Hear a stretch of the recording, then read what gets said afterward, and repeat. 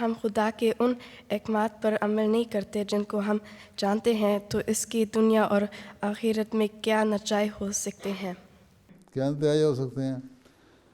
بات یہ ہے کہ اللہ تعالیٰ نے احکامات دیے، اللہ تعالیٰ نے بتایا کہ یہ میرے حکم ہیں، ان کو تم بجا لاؤ، یہ میری باتیں ہیں جن سے بچ کے رہو، ٹھیک ہے؟ یہ میرے احکام ہیں کرنے والے، اور یہ میرے حکم ہیں نہ کرنے والے۔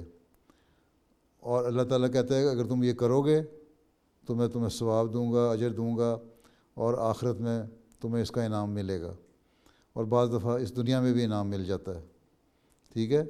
اگر تم یہ نہیں کرو گے تو تمہیں سزا مل سکتی ہے، لیکن اللہ تعالیٰ رحمان اور رحیم بھی ہے، بخشنے والا بھی ہے، رحم کرنے بھی ہے، غفور بھی ہے، بخشنے والا بھی ہے، رحم کرنے والا بھی ہے، ٹھیک ہے؟ تو اللہ تعالیٰ بہتر جانتا ہے کہ مرنے کے بعد اس نے کیا سلوک کرنا ہے کس کے ساتھ۔ ہو سکتا ہے کوئی نیکی کسی انسان کی اللہ تعالیٰ کو پسند آ جائے، اور اس کی وجہ سے اگر اس نے بعض احکامات پہ عمل نہیں بھی کیا تو اس کو اللہ تعالیٰ بخش دے اور کہہ دے اچھا فلاں نیکی کی وجہ سے تمہیں میں نے بخش دیا، تمہارے وہ پچھلے گناہ معاف کر دیے میں نے۔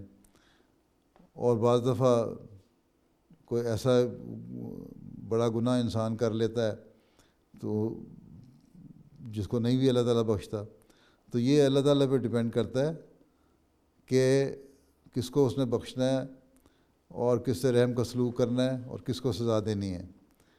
ہمارا یہ کام ہے کہ اللہ تعالیٰ کے جو حکم ہیں ان پر عمل کرنے کی کوشش کریں، ٹھیک ہے؟ اور جس سے اللہ تعالیٰ نے روکا ہے اس سے بچنے کی کوشش کریں، تب اللہ تعالیٰ کہتا ہے کہ میں تمہیں اس کی ریوارڈ بھی دوں گا، جزا بھی دوں گا، اور اگر تم نہیں کرو گے تو میں سزا بھی دوں گا۔ تو ہمیں تو نہیں پتہ کہ اللہ تعالیٰ کب ناراض ہو جائے، کس بات سے ہماری اس لیے سزا دے۔ ہمیں کوشش یہ کرنی چاہیے کہ ہم اللہ تعالیٰ کے حکموں پر عمل کرتے ہوئے نیک عمل کریں اور بری باتوں سے بچیں۔